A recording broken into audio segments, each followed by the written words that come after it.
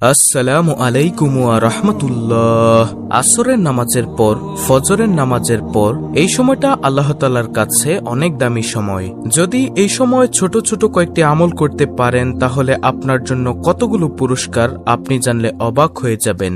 আল্লাহ তাআলা নিজেই বলেছেন, আপনার উপর আল্লাহর রহমত নাজিল হবে, ফেরেশতারা আপনার জন্য রহমতের দোয়া করবেন, সব ধরনের অন্ধকার থেকে, দুঃখ থেকে, বিপদ থেকে, অভাব দরিদ্রতা থেকে, শত্রুর অনিষ্ট থেকে, দুনিয়ার যত ধরনের ক্ষতি আছে সব ধরনের ক্ষতি থেকে আল্লাহ আলোর পথ দেখাবেন। সুবহানাল্লাহ। সবশেষে জান্নাতে আল্লাহর দিদার নসিব হবে, সেখানে সালাম আদান প্রদান হবে এবং আরো রয়েছে সম্মানজনক পুরস্কার। দর্শক, আজকের ভিডিওতে বলা মাত্র কয়েক মিনিটের এই আমলগুলো কোটি কোটি গুণ দামি। আশা করি শেষ পর্যন্ত মনোযোগ দিয়ে আমলটি বুঝে নিবেন। তাহলে চলুন শুরু করা যাক। দুনিয়া থেকে দিনের ফেরেশতারা আসরের পরে চলে যায়, রাতের ফেরেশতারা আসরের পরে আসে। রাতের ফেরেশতারা ফজরের পরে চলে যায়, দিনের ফেরেশতারা ফজরের পরে আসে। প্রতিদিন আমার জন্য আপনার জন্য দিনে ৭০,০০০ ফেরেশতা নাজিল হয়, রাতে ৭০,০০০ ফেরেশতা নাজিল হয়।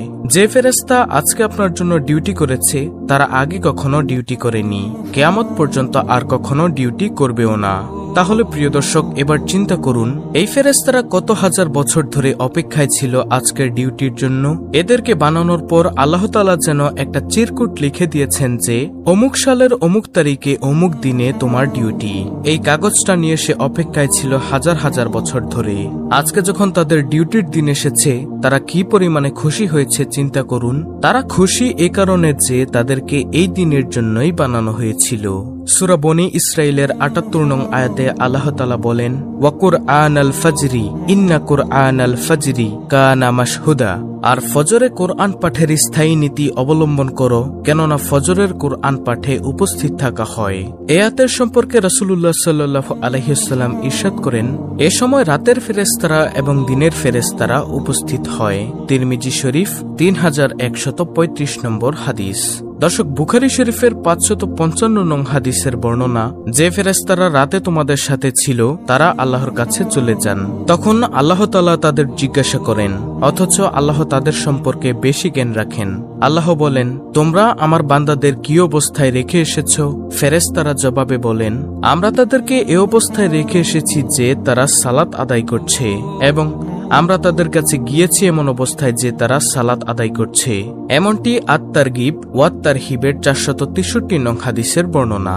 তখন ফেরেশতারা আল্লাহর কাছে ফরিয়াদ করেন, হে আল্লাহ, তুমি কিয়ামতের দিন তাদেরকে ক্ষমা করে দিও। সেজন্য সকাল সন্ধ্যার সময় খুবই দামি সময়। বিশেষ করে নামাজের মধ্যে ফজর ও আসরের নামাজ খুবই দামি। সূরা বাকারার ২৩৮ নং আয়াতে আল্লাহ তাআলা বলেন, সমস্ত নামাজের প্রতি যত্নবান হও, বিশেষ করে মধ্যবর্তী নামাজের ব্যাপারে, আর আল্লাহর সামনে একান্ত আদবের সাথে দাঁড়াও। অতএব ফজরের নামাজ ও আসরের নামাজ জামায়াতের সাথে অবশ্যই পড়বেন। তারপর ফজরের পর বসে বসে কোরআন তেলাওয়াত করবেন, জিকির আজকার করবেন। যারা ফজরের পর আসরের পর জিকির করে তাদের জন্য সূরাতুল আহজাবের ৪১ থেকে ৪৪ নং আয়াতে কি সুসংবাদ দিয়েছেন জানলে অবাক হবেন। আল্লাহ তাআলা বলেন, হে মুমিনগণ, তোমরা আল্লাহকে অধিক পরিমাণে স্মরণ করো এবং সকাল বিকাল আল্লাহর পবিত্রতা বর্ণনা করো। তিনি তোমাদের প্রতি রহমত করেন এবং তার ফেরেশতাগণ রহমতের দোয়া করেন অন্ধকার থেকে তোমাদের আলোকে বের করার জন্য। তিনি মুমিনদের প্রতি পরম দয়ালু। যেদিন আল্লাহর সাথে মিলিত হবে সেদিন তাদের অভিবাদন হবে সালাম। তিনি তাদের জন্য সম্মানজনক পুরস্কার প্রস্তুত রেখেছেন। দেখুন, যদি সকাল সন্ধ্যায় কোরআন তেলাওয়াত করেন, মাসনুন দোয়া ও জিকির সমূহ করেন, তাহলে আপনার জন্য কতগুলো পুরস্কার রয়েছে। নম্বর ১, আপনার উপর আল্লাহর রহমত নাজিল হবে, ফেরেশতারা আপনার জন্য রহমতের দোয়া করবেন, সব ধরনের অন্ধকার থেকে, দুঃখ থেকে, বিপদ থেকে আল্লাহ আলোর পথ দেখাবেন। সবশেষে জান্নাতে আল্লাহর দিদার নসিব হবে, সেখানে সালাম বা শান্তির আদান প্রদান হবে এবং আরো রয়েছে সম্মানজনক পুরস্কার। সুতরাং যত বেশি নেকি, যত বেশি জিকিরের আমল, যত বেশি কোরআন তেলাওয়াতের জন্য আমল উপরে উঠবে তত বেশি রহমত নাজিল হবে। এখন সকাল সন্ধ্যায় কি জিকির করবেন তা অনেকে জানেন না। আমি সংক্ষেপে মাসনুন আমলগুলো বলে দিচ্ছি। ফজরের পর ৩ বার সূরা ইখলাস, ৩ বার সূরা ফালাক, ৩ বার সূরা নাস পড়বেন। সন্ধ্যায় তথা মাগরিবের পরও একই অবশ্যই আমল করবেন। আর জোহর, আসর ও এশার পরে এই 3টি সূরা একবার করে পড়বেন। এই 3টি সূরা অর্থাৎ সূরা ইখলাস, সূরা নাস, সূরা ফালাক, এই 3টি সূরা দুনিয়ার সকল বিপদ আপদ থেকে রক্ষা কবচ। দলিল আবু দাউদ 1523, তিরমিজি 3574 নম্বর হাদিস। একবার আয়াতুল কুরসি পাঠ করবেন, তারপর 33 বার সুবহানাল্লাহ, 33 বার আলহামদুলিল্লাহ, 33 বার আল্লাহু আকবার এবং একবার এই দোয়াটি পড়বেন, লা ইলাহা ইল্লাল্লাহু ওয়াহদাহু লা শারীকা লাহু লাহুল মুলকু ওয়া লাহুল হামদু ওয়া হুয়া আলা কুল্লি শাইইন কাদির। এই দোয়াটি পড়বেন।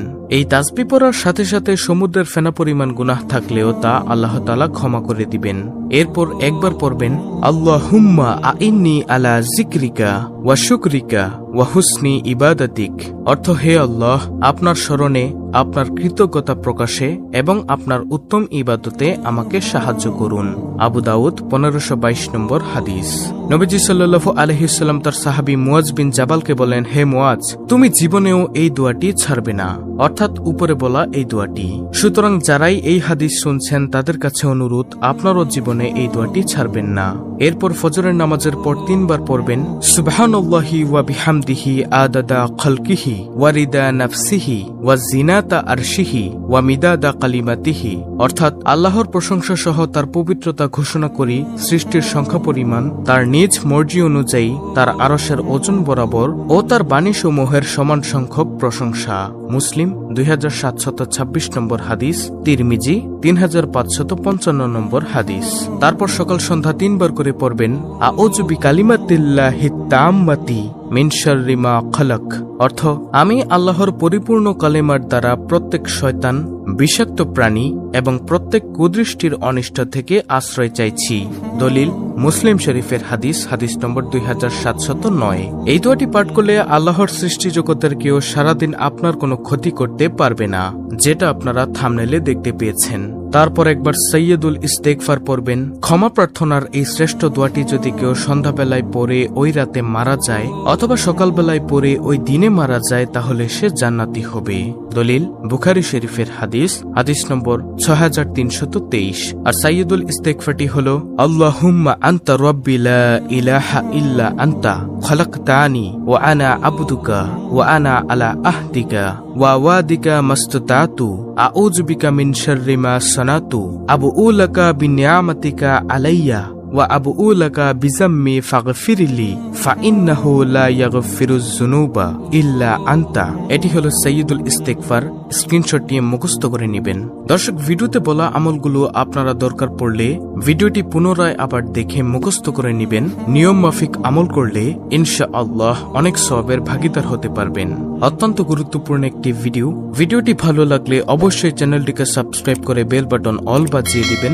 ভিডিওটিতে একটি লাইক দিবেন এবং কমেন্টে আমিন লিখবেন এবং অন্য মুসলিম ভাই বোনদের কাছে ভিডিওটি শেয়ার করে দিবেন, যেন তারাও দেখে শিখে এই সহজ ছোট্ট আমলগুলো করতে পারে। আল্লাহ রাব্বুল আলামিন আমাদের সকলকে সকাল সন্ধ্যায় বেশি বেশি জিকির আজকার ও দোয়া দুরূদ পাঠ করার তৌফিক দান করুন। আমিন।